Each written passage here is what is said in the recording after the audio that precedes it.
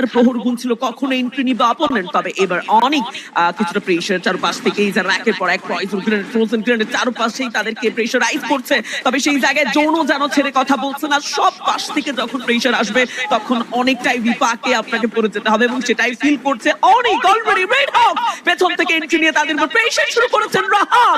Come on, আর একটা take down সেখানে এসেছে, তবে বিমক্স থাকছেন ফ্রন্ট লাইনে। তো একই সাথে দুটো টিমকে সেখানে আসলে ধরাশায়ী করার প্রয়োজন। ওকে, আই থিংক সো এখানেই গল্পের সমাপ্তি হয়ে যাবে অনিকের, এবং রেমোসের সাথে ব্যাটল কন্টিনিউ করবে টিম রেড হক, কারণ Anik they are cover to wipe out. But oh my goodness, they just কুটুস এন্ড ব্লেডের প্রেসার পুরোপুরিভাবে রেমোসকে এবার যেন দিশে হারা করে তুলেছে। বাট শেষ প্লেয়ারটুকু কোনো মতে মনস্টার ট্রাক নিয়ে বের হতে চাইলেও সুযোগ ছিল না। কুটুস ব্লেড প্রত্যেকেই যেন ঘিরে ফেলেছে তাকে।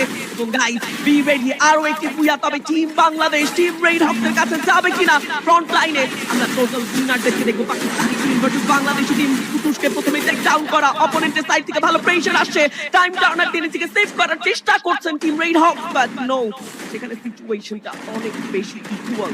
এন্ড এই মোমেন্টে এসে আমার মনে হয় না রেড হক এই বুয়াটুকু একদমই তবে কি করা হবে। Down, last one athlete, total winner, and the booyah goes to Team Red Hawk.